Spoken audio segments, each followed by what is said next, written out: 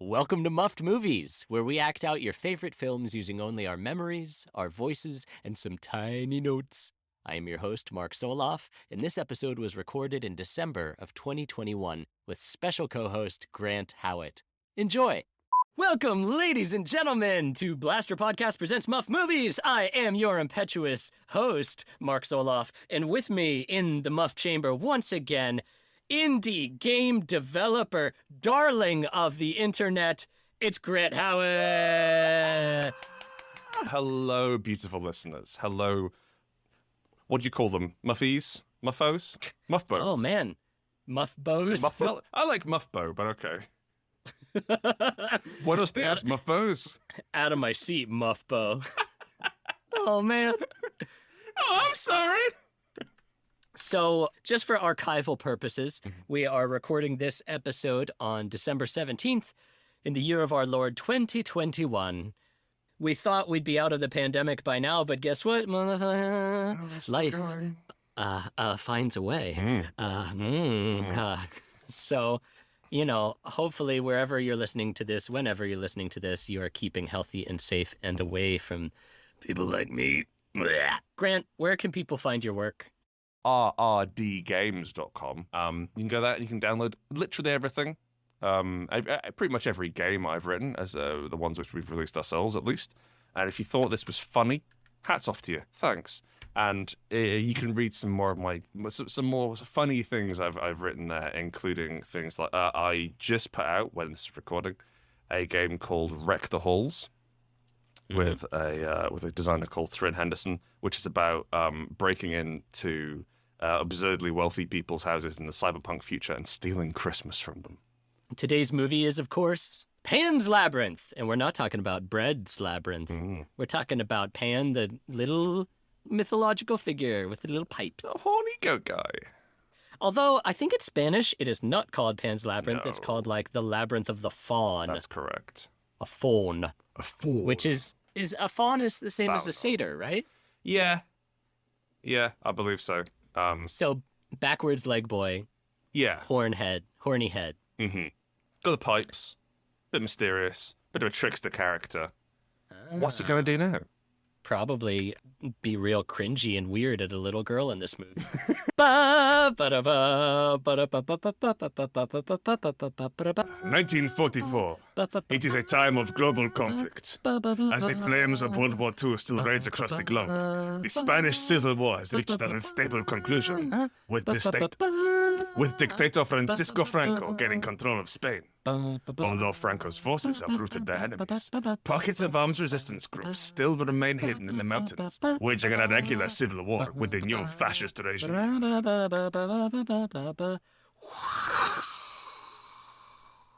Smash cut to nighttime. We see a little girl, a Spanish girl. Brown-haired waif of a thing, a slip of a girl. Yeah, that's a good way to describe this one.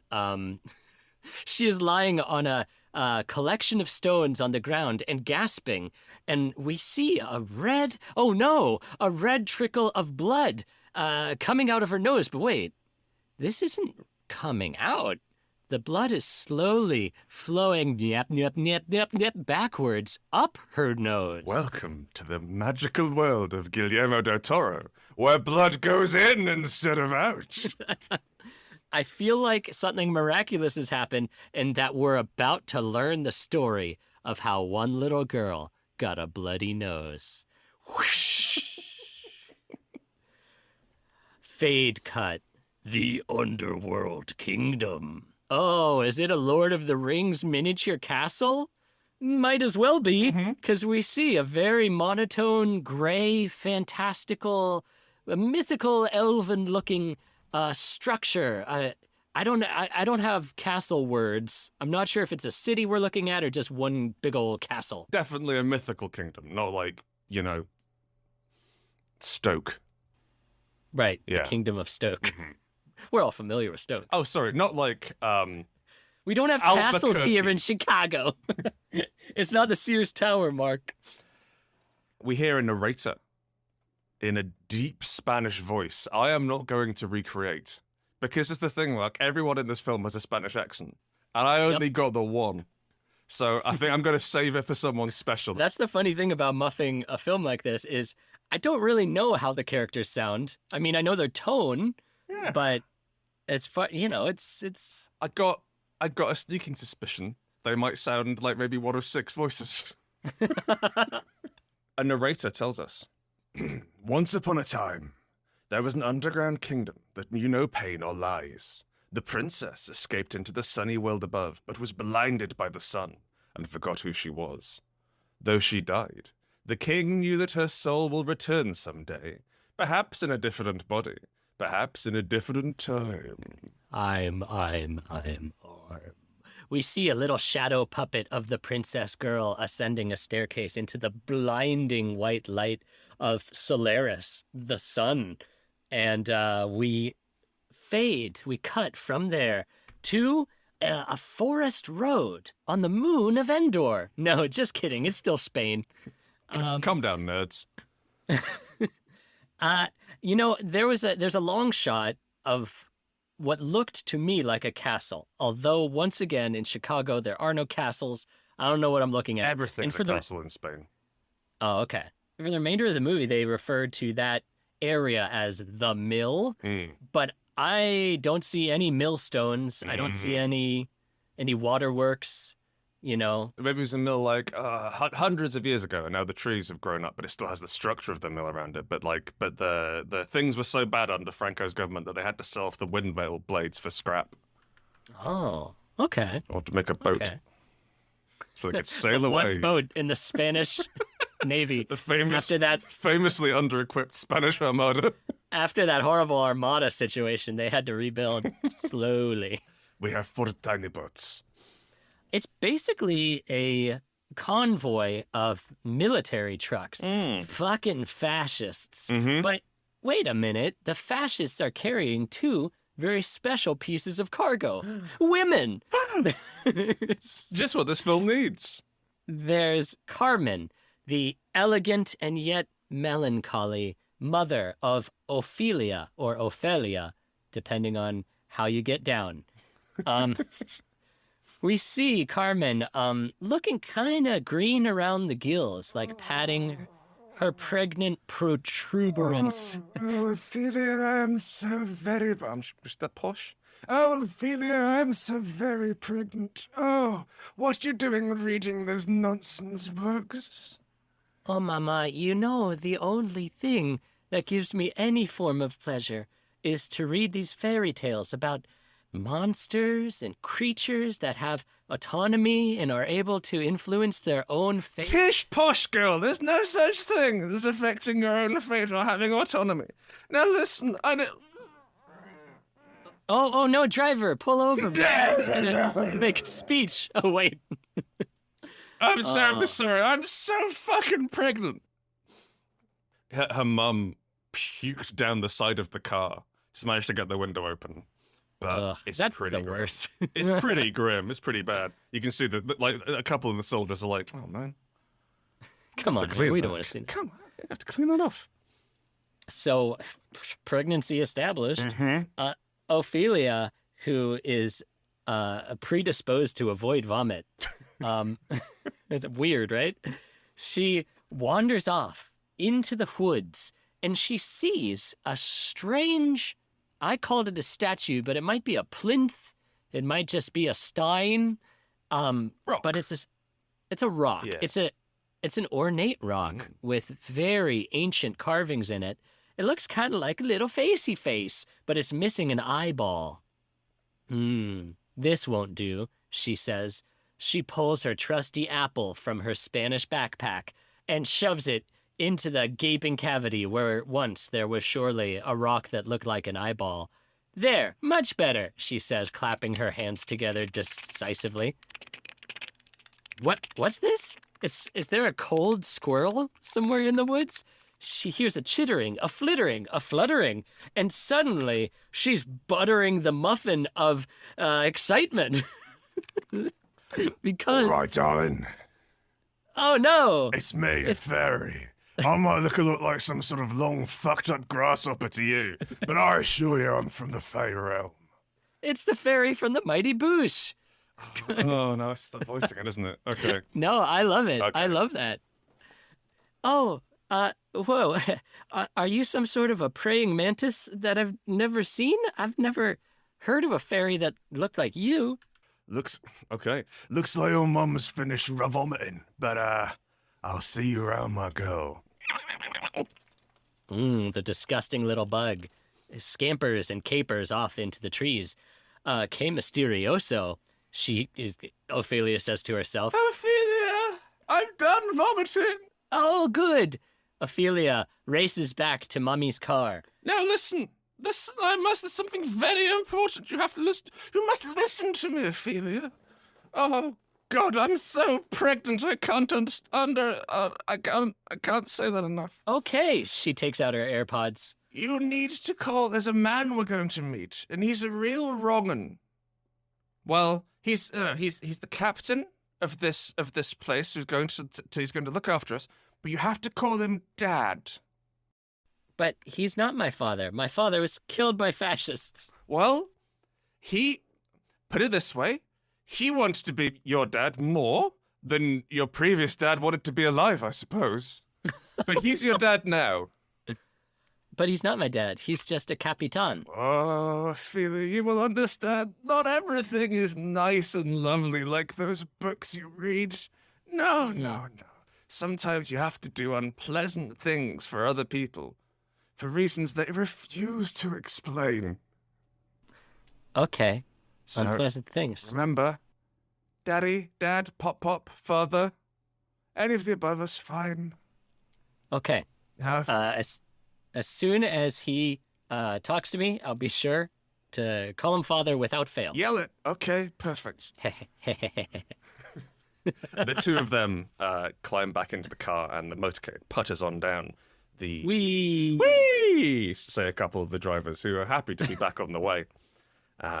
Winding down the muddy, ill-repaired woodland road here in rural España. And we come to the mill grounds. And we see a real piece of shit who comes out to greet us. Who do we see, Mark?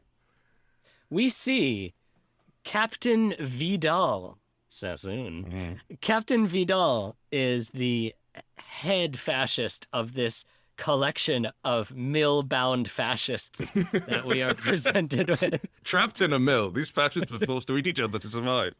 We cannot figure out which way is the exit. At being fascists, we will not exit through the entrance. There are rules. He's jackbooted. He is like there's a slightly more rural and worn down look to everyone here. It's not the sort of Nazi fascists which you're used to. It's more like they're slightly tighter than everyone else around them, and they have matching uniforms. And this guy he's a severe, stern-looking guy with slick-backed hair and braces, and a lovely hat he has. He does have a pretty sharp hat. And by braces, American, Grant means suspenders. He's not wearing corrective orthodonture. You know what the fuck? He's wearing corrective orthodonture. So. Yeah, he's really, you know what, he's self-conscious about it as well. All of my teeth must be in line, just like the people of this nation. Bring my teeth in line before my wife arrives.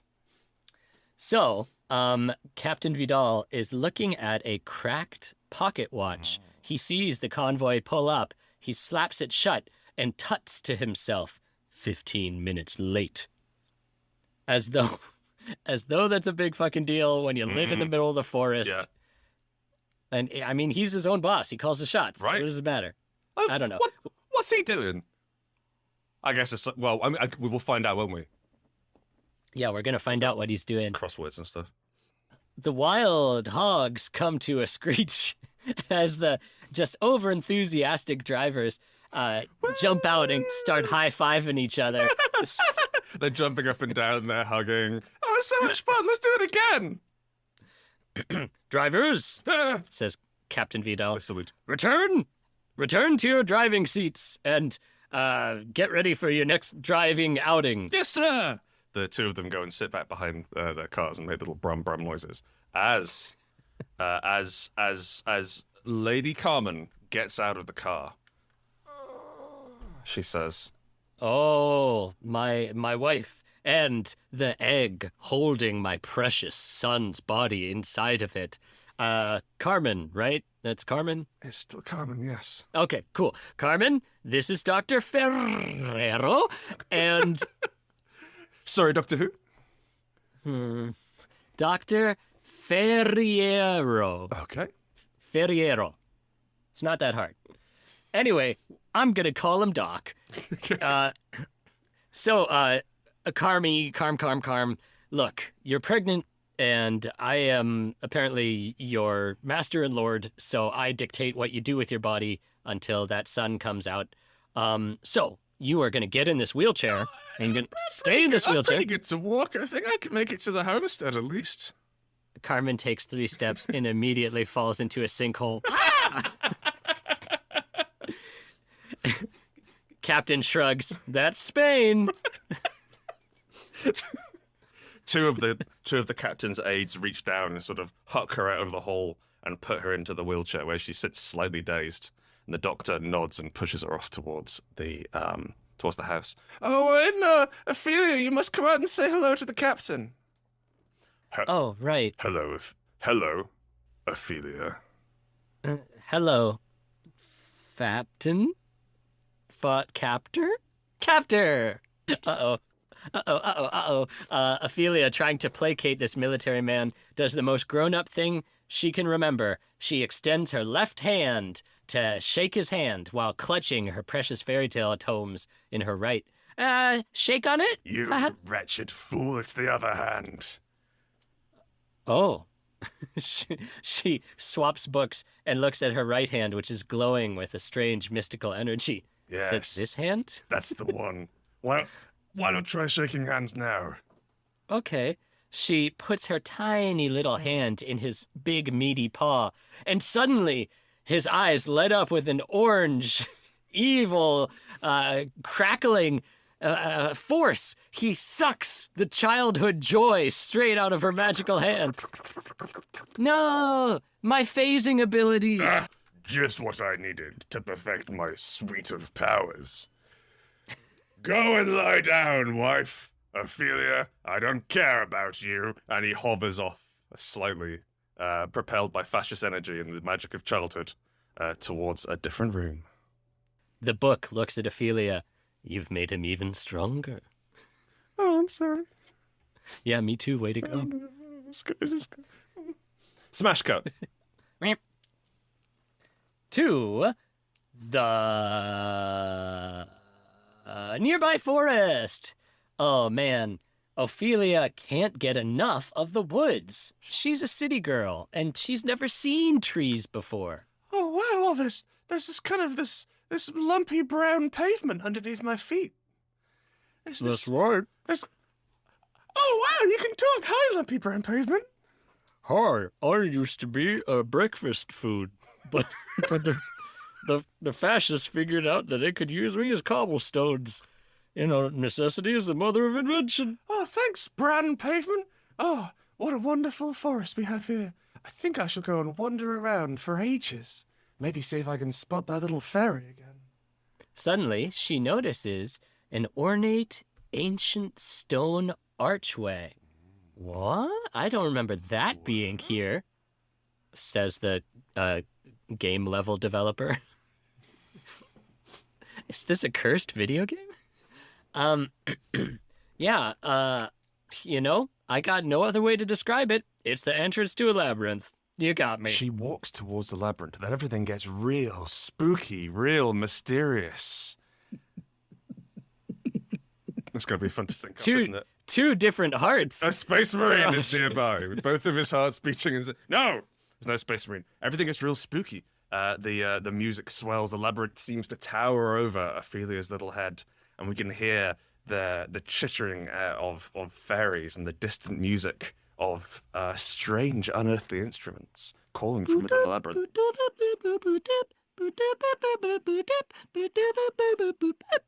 I thought you were doing the ba ba ba ba yeah, that one. I wish I was. It's just Usher in there. I was doing Billie Eilish Bad Guy, which is like the most modern song I'm aware of. Okay, it's too modern for me. Yeah, we did it. Well we done. got there. Well done.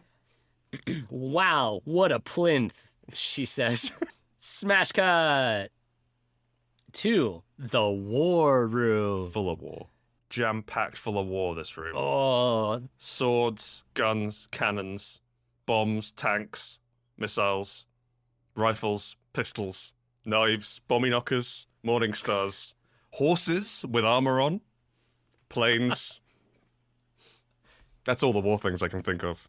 yeah, and above, that's very good, by the way. Thank you very much. Above the entrance to the war room, there's a sign that says, no treaties allowed. Mm-mm. Take that. Versailles? Yeah, that was a What's a treaty. famous treaty? Yeah. Okay, yeah. Yeah. We got there. Yeah, that worked. I was thinking the Edict of Worms, and that's not a treaty. I don't think so. We see Captain Vidal. He is pacing back impatiently, having been kept an extra 15 minutes by his stupid vomiting egg sack of a wife.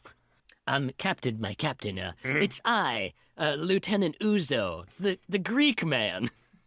Lieutenant Uzo, how go things with these horrible, dirty resistance fighters in the woods? Well, I'll tell you what, these partisans, which is a word for resistance fighters who fought fascists in World War II. I might use that word again. Okay. These partisans, they are holed up from the soul up. And I'll tell you, they're hard to find, they're just entrenched, and they are determined to take pot shots at us and wear away our forces here. So we got to set up some guard posts or something. We got to comb the woods because, I mean, this is asymmetrical war. What sort of things what was it you called them? Partners? Partisans. What sort of things do partisans like, do you imagine? The freedom for their countrymen. Democracy. Okay. Oh, you know what? We're always shooting them, so they do like bandages and antibiotics. Very good. We put a load of freedom and democracy and antibiotics and bandages in the fancy stronghold building we have. And then we let the little fuckers scurry on in. I don't know. So, this building where you, your pregnant wife, and your adoptive daughter sleep is where we want to lure these dangerous gunmen into. So you're it'd the be easier captain. to kill. Yeah, of course. We'll just burn down the house on top of them. Vladimir Tepish style. I'm shooting through my own body to harm them. Ra's al Ghul style. Yes. I got 1 million of them. I know about war history. You know that famous historical moment in war where Ra's al Ghul stabbed himself to stab Batman? I don't know. It's in a video game. So That I probably did play it. Yeah, okay. you don't like games or video. You're quite the Luddite. I like books, and I like what's the opposite of a game? A rock? The opposite of a game. Work? Work. Well, not for me. Way to go, idiot. Smash cut. To Carmen's bedroom. We haven't met Carmen yet. Carmen is a. Yes, we have. Have we? Yes. I got her confused with Mercedes We never see because Mercedes they're bedroom. both kinds of cars. Carmen's bedroom. Ophelia's mother, Captain's wife, ex-act du jour, is laying languidly on a bed. And seeming pretty ill. Okay, so it looks to me like you might have a baby in you. I am a doctor, says Dr. Fierro. Dr. Ferrero. Yeah? Oh, sorry. Let me practice medicine on you. Do you have a wishbone you need me to extract? I've got some water on the knee. Uh-oh. He says, he pulls out a small bucket. I'm ready. Also, in addition to being a doctor, I am a sensational peddler of drugs. Here's if you need to come down from a hot night, he says, and he pulls out like a container of laudanum or whatever, you know, Kind of liquid. old-timey tincture. sleep drug. Yeah. True story. When my parents were still married and in the 1960s, they honeymooned in Turkey. My mom got diarrhea and my dad went to a pharmacy to try to like get an like Pepto-Bismol or something, bismuth. And the Turkish pharmacist gave him tincture of opiate. Whoa. Yeah, he was like, give her a few drops of this, that butthole will stop. She ain't gonna care.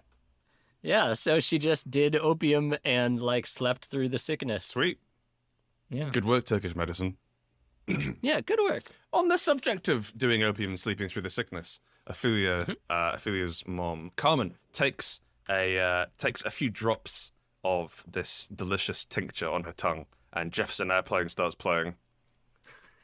Be very careful. Only give yourself 2 drops. Huh? Any more than 2 drops, and you will be very tired and uncoordinated, and will fly into a homicidal rage. Everybody forgets that second part. I'll be sure to. She you can see her like scraping a third drop off her tongue with a fingernail. I'll be sure not to have any more than 2 drops. Thank you so much, Doctor. You've been very good to me. Now, if you'll excuse me, I'm so pregnant. I have to go for a while. Okay, I'll be in the corner. Facing towards her or away from her? Both. I am Janus, the god of 2 faces. That's the other thing about the Doctor Listen, which we didn't mention. He has a face in the back of his head, and not in a kind of like a freaky Harry Potter turban kind of way. Professor but Quirrell. He has Quirrell. Yeah, he has a full copy of his head in the back of his head, and no one mentions it ever. Yeah, it's a weird inclusion, but it's absolutely in the film. Look for it. I mean, I think it's great that we're employing actors with different kinds of bodies and different, nationalities and numbers of faces. And I think this is really important to have representation. That some people have one face in the back of their heads, which says the opposite of the thing the front face says. Yeah. Ophelia gets bored AF. She inspects her mother's sweet, dank medicine vial and is like, how could I use this in this point-and-click adventure in the future? Thinking better of it, though, she puts it back on the bedside table. Flash cut to the beautiful hallway with Doctor and Mercedes. Yeah. This is the first... Oops, I forgot a thing about Mercedes. What's that? So this is the first time we're meeting Mercedes in this movie. Yeah, it's okay. We can introduce her. It's okay. Mercedes is what, the steward of the house? I don't know the She's word for this. the chief housekeeper. She's in charge of. Okay. She's in charge of keeping things going over, keeping things ticking over. She's the boss of some things. And guess what, audience? She's secretly on the side of the guerrilla resistance. Doctor, come here. Yeah, Doctor says, and he tears himself away from the mirror, just fascinated with his own countenance. What is it, Mercedes? Keep your voice down, you fool. Come here. Please be What quiet. is it, Mercedes? Okay, close. Says the voice in the back of his head. Yes, okay. Use your backwards voice. It's good. Oh, okay.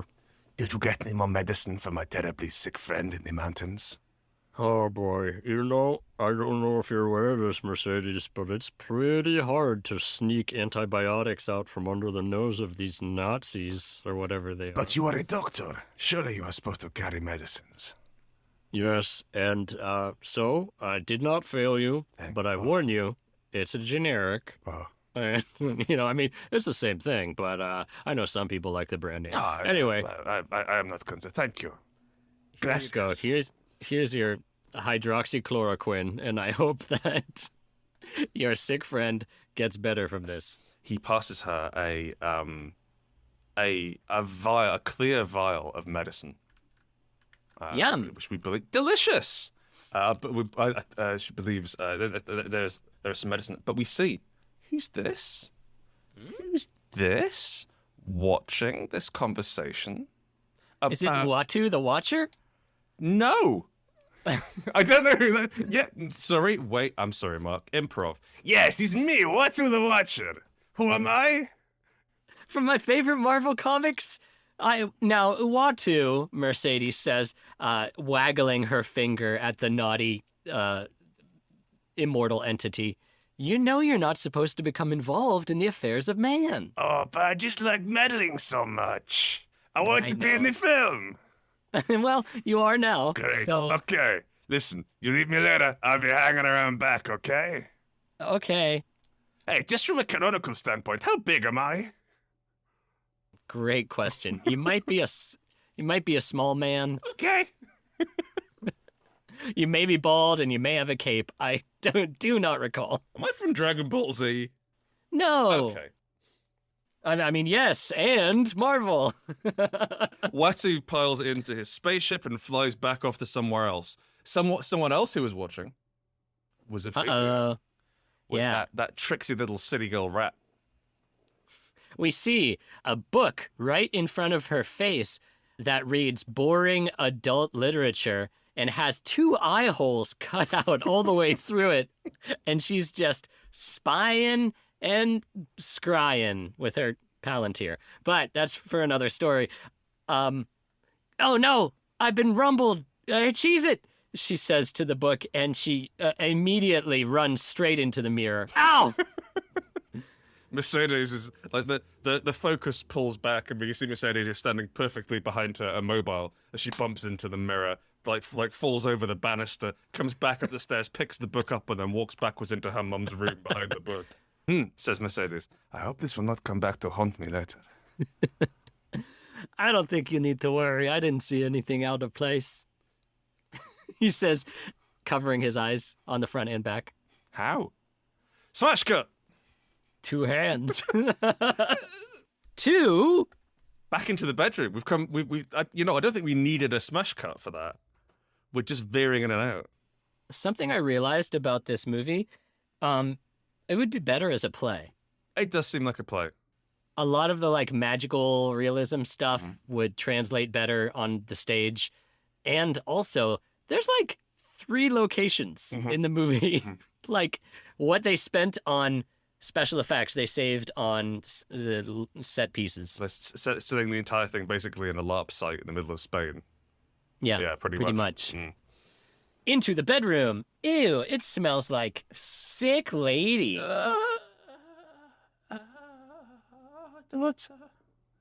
Daughter, I'm troubled with drugs and baby. What can I do for you, Mother? Is there any? Would you like me to use a soothing static machine to allow you to sleep? Or I could subscribe you to the Headspace app and you could do some kind of meditation with Andy. Yes, that sounds wonderful. Just hang on, let me get my AirPods in. And she puts in her AirPods and sticks them up. And Ophelia goes and starts up the guided meditation app. This time it's themed around fairy tales. Hi, I'm Andy. Welcome to Headspace Guided Meditation for Weirdos. Have you ever wanted to be a faun? Well, it's sort of like a satyr, but not really, innit? Anyway, I'm from England, and you should be sleeping soundly right now, because my voice is so very, very boring. You can see that under the hypnotic spell of Andy's placid tones, Ophelia and Carmen Ophelia and Carmen fall asleep in each other's arms. A little moment of security and, dare we say, sanctuary amongst all this strangeness and change. Yeah, Andy goes on to tell a story about a poison flower that no one can reach. Yeah, I mean, I'm an idiot, but I'm pretty sure that never comes back in the story. It doesn't bear a great deal of relevance to what's going on. I guess maybe in like a really broad allegorical sense it could do. Like if you want to find meaning in it, you can. Absolutely, but yeah. Death of the Ultimate, yeah.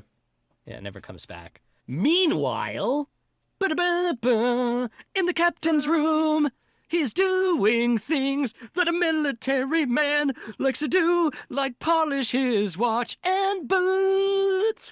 Polishing his watch with one hand and his boots with the other. He is basically juggling through military prep. He is Prize war stallion is is cleaning his gun. he is marching back and forth. He is putting an extra feather, plume on his hat. He's tying a banner to a stick. He's using VR glasses to observe the defeat of Napoleon at Waterloo just for shits and giggles. He's wall running, and he's fixing a watch. That's one thing. You know how Hitler was like into the occult and had Nazis looking for the Spear of Destiny? Yeah. One thing you don't know is he was hard into parkour as well. Really? Yeah, and so a lot of fascists, there's a lot of archival video of fascists wall running, like hopping over 2 low buildings. And thank God that they never applied that to combat. No. Because they would have kicked our planes right out of the air. Would have muscled over and landed on the wing and made them drive into a big building. Mm-hmm. He's doing all kinds of military stuff. And the doctor walks in. Hi, what you doing? Do you got popcorn? Yes, there's some popcorn in the corner. I haven't finished the bowl yet. Oh boy! The doctor goes over where he finds 3 or 4 pieces of popcorn just like lazily thrown into the corner, and he snuffles it up like a pig finding truffles. Oh, yeah, haven't eaten all It's day. his back mouth speaking all the front mouth eats. Back mouth is for pleasure, front mouth is for utility. How's my son, and I suppose the flesh prison that he's currently trapped in? Look, Capitan, I hate to be the bearer of any kind of disagreement with you, but when you insisted that your 8.5-month pregnant wife travel the bumpiest roads in Spain On a at dirt the bike, fast, yes. on a dirt bike, until she could find the convoy, 2 days later, I think that was ill-advised because she's all shook up. Her organs are all in different places than they should be, as far as I can tell. The captain pushes the doctor, who trips over his own feet and lands on the bed. Sorry, listener. Captain. Listener, the reason why Mark said he pushes him is because I did a sort of sweeping motion with my hand. Yeah, Grant is a very physical voice actor. So when he goes to pretend to vomit, he literally turns away from the mic, bends over, and vomits, which is great. Pile of sick on the ground. Yeah, and tea. Mm-hmm. Tea sick, which is what they used to call Tom Selleck. Get off my bed. Oh, okay. Can't blame a guy for trying. Make sure the vessel for my beautiful boy is kept at least alive until my boy is. Yes, sir. I will do whatever arcane magics I have left at my disposal to make sure that her hearts keep beating. Use your her single heart. Yep. Use your most powerful magics upon her. I will. If you fail, you know what'll happen? I'll kill you. What? Oh. That's what I do. Just kill people all day long. Oh no. Really? Captain! I've been working for the bad guy. Captain, there's something going on outside, Captain! Yes, well, what is it, you lackey? Sir, Corporal Lackey reporting for duty, sir. We found these 2 men in the woods. They say they was hunting rabbits. Yeah, we was just hunting rabbits, boss. Oh, you brought them into my bedroom. Thanks. This'll make things easier. Now, look, Officer Lackey, this is how a fascist interrogates a woodsman. You, the younger of the two. Hey, how's it going? We were Hi, just do you getting know- some rabbits for dinner. What's your occupation? Poet. A poet? Mm-hmm. Hunting rabbits? Well, there's not a lot of poetry jobs going around at the moment. Well, based on my prejudice against the arts, I find it hard to believe that any poet would be able to find, let alone kill, a living creature. Oh, you've rumbled me, sir. Oh, I'm sorry. We were doing revolutionary business in the woods. Son, shut up, the older man says, and he elbows his son harshly in the rib cage. No, I mean, we were getting rabbits for our sick daughter and sister. All right, listen to me, you lying little piece of shit. The captain pulls the young man towards him. He pulls out, oh my God, his little squeegee stress toy that the captain keeps on his desk. You know, the one that looks like a little man and you squeeze it and his little nose, eyes, and ears stalks like extrude out like blip, blip, blip. Do you know what this is? The captain says. Oh yeah, it's one of those squeezy stress toys you squeeze and the eyes and tongue and the stalks come out. That's right. And you're stressing me out. No more! The captain takes a little stress toy and he boofs it 3, 4, 5, 6, 7, 12 times harmlessly into the young man's forehead. Now I hope you are appropriately shamed. Get them out of my sight. Release them back into the woods. They run. The two men leave without disturbing the audience in any way. No one's nose gets mashed into anything. Oh, what a vicious and cruel sadist that captain is. 'Cause at any time, he might go back and shoot them. You never know. But we didn't have to see that. Absolutely So not. he didn't kill him. No. Don't worry about it. Don't watch this scene in the movie. Yeah, just fast forward through. You can trust Mark. I'm not gonna like it. Oh, look, says the doctor, who has been snuffling around in the 2 bags, trying to find some wayward kernels of popcorn. It's rabbits! The doctor pulls out 2 freshly slain hares. And a poem. So they were telling the truth after all. Officer Bumpkins? Smash cut. Back Oh. to the bedroom from before. Back to Mom's bedroom. And we hear chittersome noise scuttling Ooh. through the night.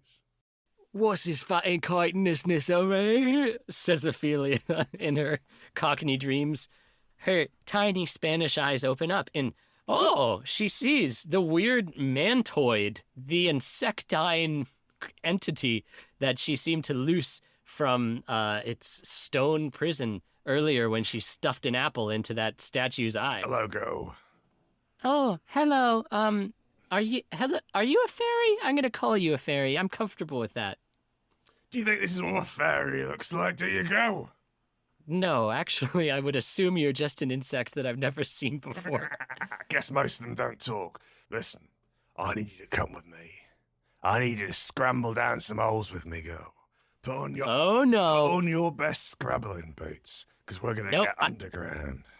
I don't go anywhere with strange bugs, only with humanoids. Like this, she says and holds open her big book of childish baby tales. And there's a picture of Disney's Tinkerbell on it. Oh, why didn't you say? Hang on a second. The insect strains and heaves and shits out a bolus of putrid flesh, leaving behind its empty carapace.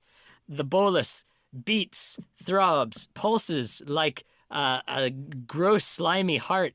Then suddenly, the membrane bursts and issues forth a not perfect reproduction of Disney's Tinkerbell. It's still kind of creepy and scary looking, but more humanoid than the insect was. Hi. Hi, are you the same entity or are you its child? It's me, the Princess Tinkerbell. Fairy Tinkerbell? Hi. Oh, hi. I love princesses. Anyway, You got any meat? no. Okay. You gotta come on down to the labyrinth with me. Yeah, okay. I only follow strange humans to places. So, yeah, let's go, Tinkerbell. That's me. Tinkerbell flaps away on like wet wings, like sodden, like. Like they're leaving little spatters everywhere the fairy flies. Mainly a kind of a run or a hop, as this horrible fairy brings her down to the labyrinth. down, out, down the stairway, out through the back door, down into the woods, and down into the labyrinth, down a spiral staircase, as the wind sweeps around them and the music swells and the stars brood ominously overhead. Ooh, what a environment. I hope something magical doesn't happen. A rabbit falls out of a hat. Whoa, too late. Ophelia turns around and sees the top hat with the beautiful white bunny hopping out. And from the shadows, she hears a strange, ancient voice. Oh, hello. I see we have a little girl come to visit me at the entry to the labyrinth. Who are you? I have many names. Some people call me a faun, Faun. If you're not very familiar with that, you can call me Pan, which means bread. Some people call me Incognito Jones, the criminal bosser who dresses up as other creatures. But, you can call me, like, I don't know, Hank. It's a real bad-looking guy. Yeah, it doesn't look like a safe thing. It's a monster. Mm-hmm. And it's just a monster that doesn't happen to be attacking anyone right now. So, like, for some reason, we're cool with him. So anyway, So your fairy friend told me to come. Ha! Your fairy friend told me to come down here. Did you have a message for me, or is it more of a hang sesh? yes, I'm glad that you put a piece of apple into the eyeball of that sacred statue. That was the first test, and you passed with flying colors. So you might want to sit down on that folding chair right there I laid out for you. That's good. Careful, it's from the 1930s. It's pretty old. Well, 10 years, I suppose. Okay. Yeah, anyway. So, I want to tell you that you think you are Ophelia, a little Spanish girl. But in reality, you are Princess Moana from Disney's Moana. Pretty exciting, huh? Is the spelling the same? Yeah. Oh, It is in fawn language. wow. That's a pretty good film. I can't wait to see more. Good, yeah, me too. I would like to watch it for the first time so I could talk about it more. Oh, Anyway, so, while the other fawns and magical creatures are preparing your Hawaiian palace, we have a beautiful kingdom for you to rule in the underworld, where no one feels pain and nobody ever died. wow. That'd be great. Yeah. Because my dad died. Yeah, and I know that as a 10-year-old, you're real concerned about pain and death. I definitely act that way as well throughout the film. Kids think about that all the time. Yeah. Okay, so anyway, you're a princess. You forgot you were a princess because you looked at the sun. What? Okay.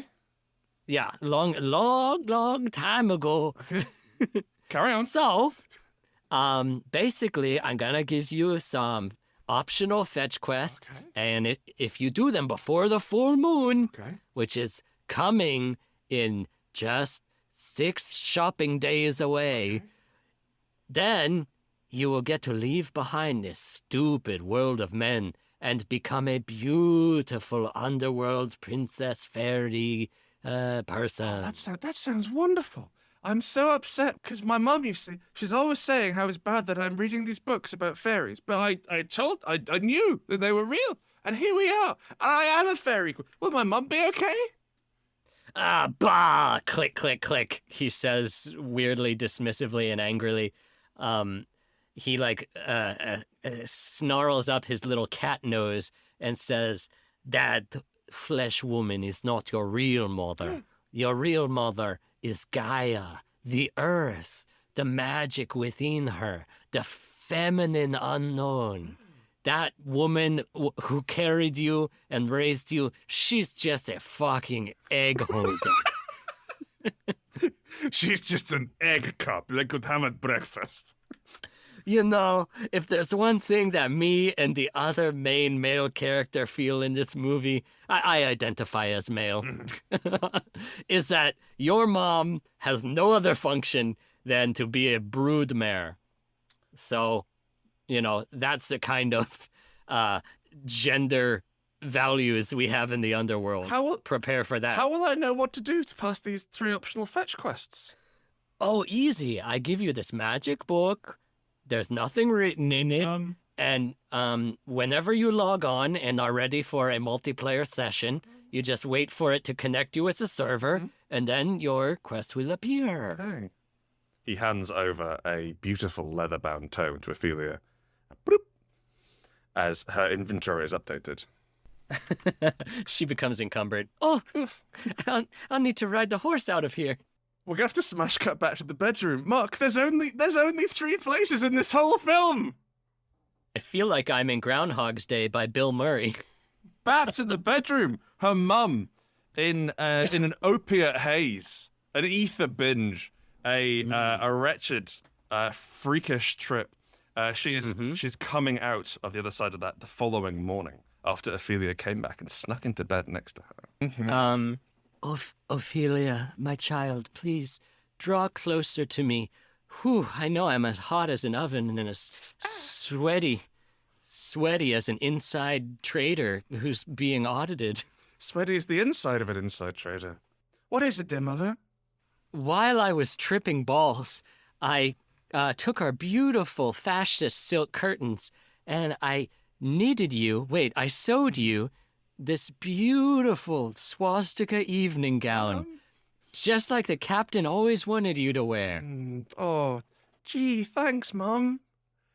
Did the Spanish even use the swastika? No, I don't believe know. they did. I didn't really pay attention to them when I was learning about world history. I believe they have the hand grasping the arrows. Fascista, the sticks. Arrow hand. Yeah. All right. Yeah, it's not a swastika. I just call that's my pet name for it. It's the old arrow hand of Fernando Francondo. So I'm still tripping. Oh, well, thanks, Mum. It's really good of you to have bought me these things, I guess.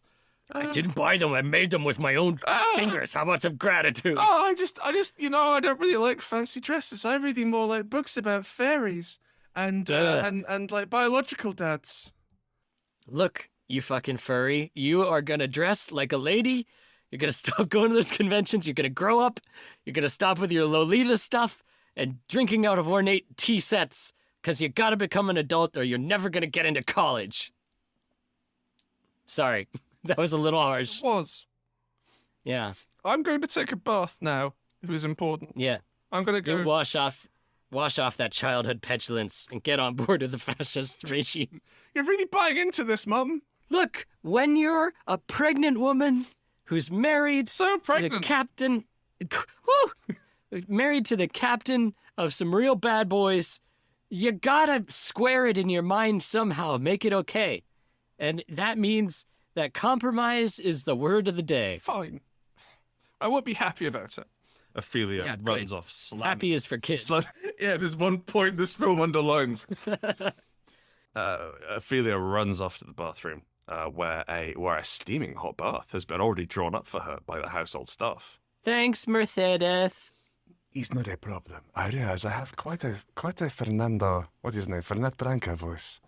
Fernet Blanco. Yes, it was not too dissimilar from Incognito Jones.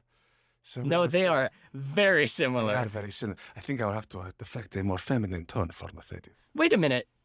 Ophelia locks the door to the bathroom and lowers the candlelight, looking around cautiously. Fernet Blanco, is that you? Effie. Fernet Blanco! No, it is wonderful to see Hero to children everywhere. Wonderful to see you.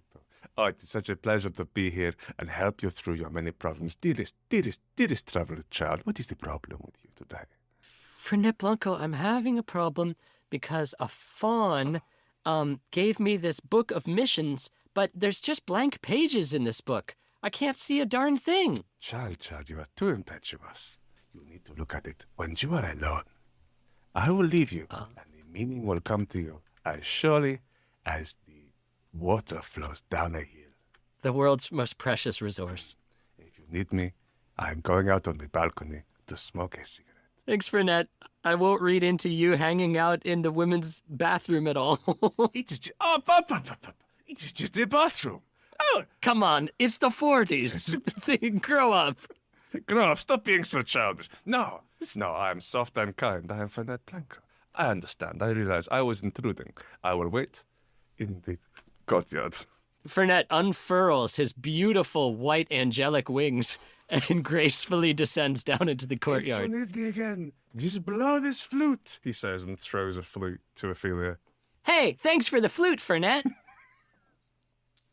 Use it wisely.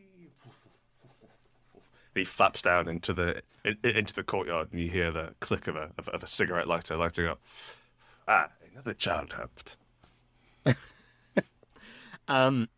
Now that she's alone, she opens up the Book of Crossroads, which is the special ancient tome, and suddenly, Harry Potter style, words, ink starts appearing. Glyphs and glorfs, all sorts of schematics, glimpse and lymph, all smear across the page. Blueprints. Wow, Shooting orders.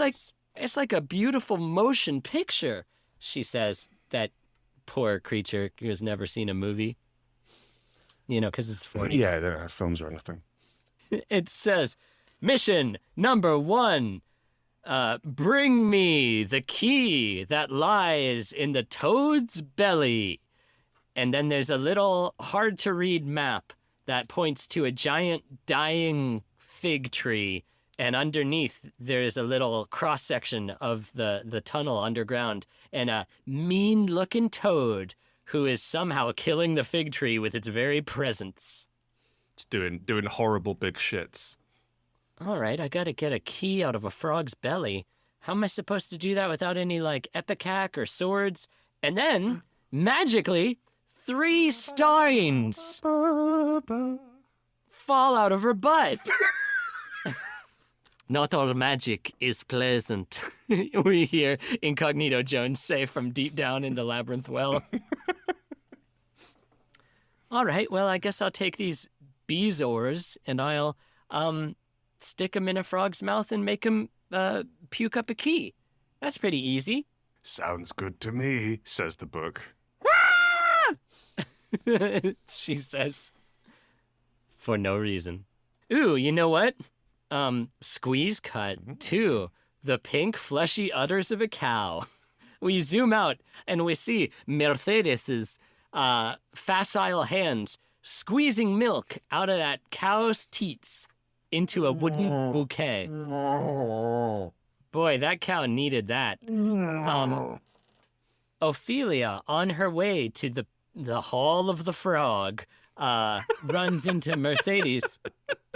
Excuse me, child. Child, could you come here for a moment? Yes, of course. I was on my way to make a frog vomit. Sure, weren't we all? Anyway, I'm Mercedes, the pretty much queen bee around here. I didn't overhear you talking to any revolutionary doctors. Yes, that's what I wanted to address. I just wanted to make sure. Ophelia pulls the book up over her face with the eye holes kind of again in the middle of the conversation. Go ahead. I just want to make sure you understand that if you tell anybody about me and the doctor helping out the guerrilla fighters, we're going to be in big, big trouble. Oh, no. Yeah, and I'm kind of like a second mother to you, so I'd really love it if you don't out us. Arguably a first mother.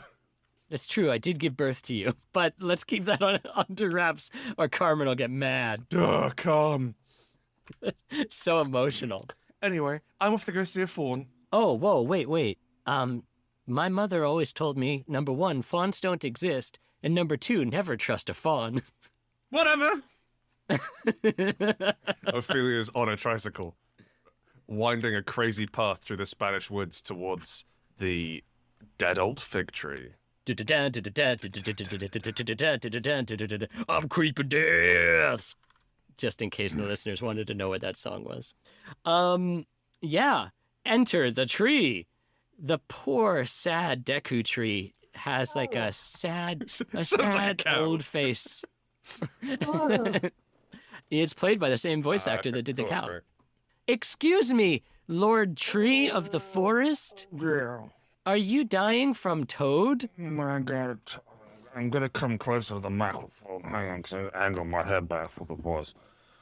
Wait a minute. Are you, Billy Thornton? Thornton, the president of the United States of America from Love Actually? I see you've seen my other wound before I became a tree. Oh, that's what happened to you. I've been very, very ill, and now I'm a tree. That's what you get for spreading your pheromones with the Prime Minister's best lady. Yep. Yeah, so listeners, got go back and regrets. listen to the Love Actually episode and you'll get it. Yeah, listen back to the other episodes that I've been on. And you'll love it. Anyway, It might have appeared in The Matrix. I don't know. I was so... Yeah, I believe I was Switch. Oh, Switch. My favorite Nintendo system. Oh, enough of this tomfoolery. There's this big old toad in my belly parts, and it's making me even sicker. Well, if you could just hike up your tree skirt, I will head on down below and I'll help you with your toad infestation. His arms start growing painfully slowly towards where his tree crotch would be. And he, This feels very Last Unicorn to me, if anyone's ever seen that disturbing tree from that movie. there is a wet noise of sucking mud and tearing roots as the tree parts its body to allow Ophelia access to the cavernous catacombs underneath, dripping with mud and ichor. I Michael. feel like this is a metaphor for something, but I really don't want to wrap my head around it. Down we go, she says, putting on her Spanish snorkel and goggles. She descends into the muck realm and it starts just like mudifying and bugifying her beautiful Nazi evening gown. Just like giant pill bugs. Oh, tangent. Grant, Yeah. and in your neck of the woods, in your region, of Rolling the globe, Jims is what we call them.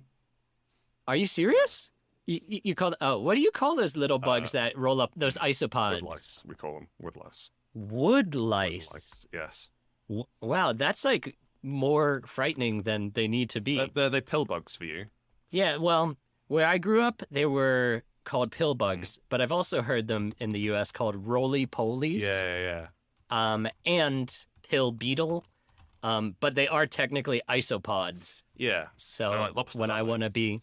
They're called, listener, you'll love this, cheesy bugs or cheese lugs, slaters, grammar sows or gramphers, butchie boys, chisel bobs, peeballs, and my favourite one from England, timber pigs. Wow. I was just going to say, these could easily, to my ear, be British slang for football fans. Yeah, absolutely anything. Like, oh, he's a real oh, fuzzy buttons, he is. yeah, a cheese boy through and through. Crunchy Bats is one of the names we have for them. Who'd you support, Crunchy Bat? These horrible little fuckers have swelled up to almost palm size and are scuttling around all over Ophelia in this surprisingly roomy tunnel. It's Yeah. like it's almost a mystical. It's almost like there's more tunnel down here than the wood can handle than there would be. It's a mystical portal. I suspect there was a Being John Malkovich door in front of it at one point, but it led to like a sort of medium level actor of the 1940s instead of John Malkovich, because he was just a little baby. Possibly, I can't think of any medium level actors from the 1940s. I don't know enough about it. I was thinking about Nicolas Cage the other day. There's a movie coming out where he's playing himself, and I was like, I suppose there must be one actor in every generation that's like kind of a joke, but also kind of taken seriously. Like he keeps getting work, and I can't identify who the others are. But it's this very strange phenomenon where Nick Cage is like we don't view him seriously, but he also gets so much work. And also he's a very good actor. Is he a very good? Yeah. Like he's won Oscars for his work, and like most recently, Fair. The Color Out. Again, we gotta cut this all out. Most recently, The Color Out of Space. He's really good in that, and he plays it straight.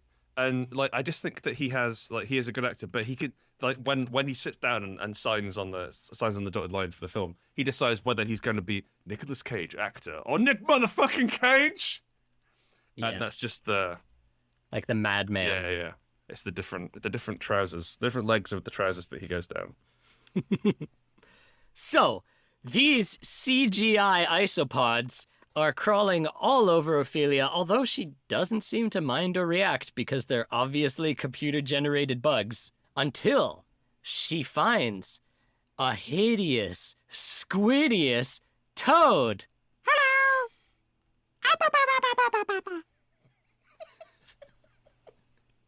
Wearing his trademark mushroom turban and a shirtless pants combination. And a waistcoat. And a waistcoat, yes. Toad's got the little waistcoat. Strange creature, I've come for the key that you have. You'll never get the key from me.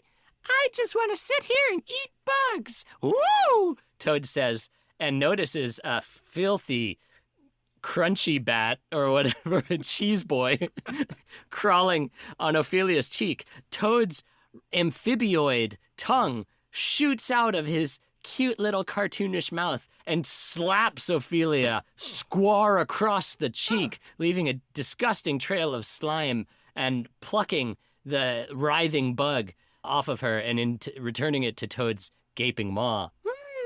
Ophelia wipes the horrible tongue snot off her face. She looks at the toad, crunching away on the isopod, and looks back over to an isopod, just a few feet away from her.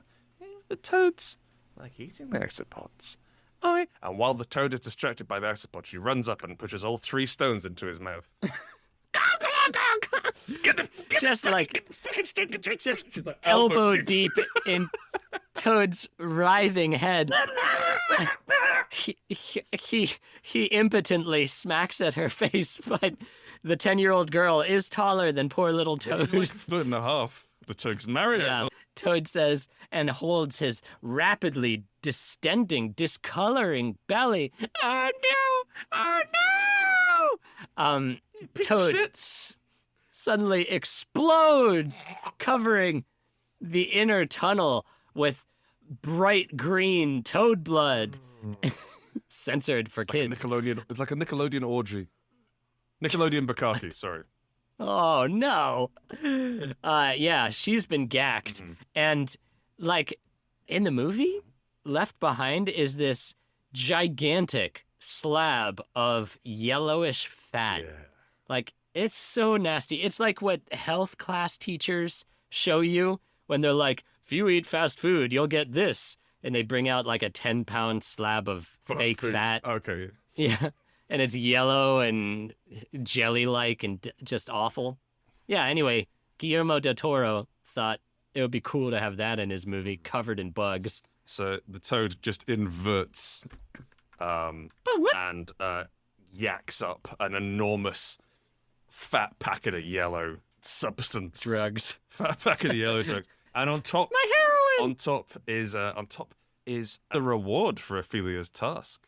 She digs her tiny childlike hands into the fat and produces a sticky key, which is quite beautiful when it's not covered in effluvia. Da-da-da-da, the backtrack says, letting us know that this quest has been completed.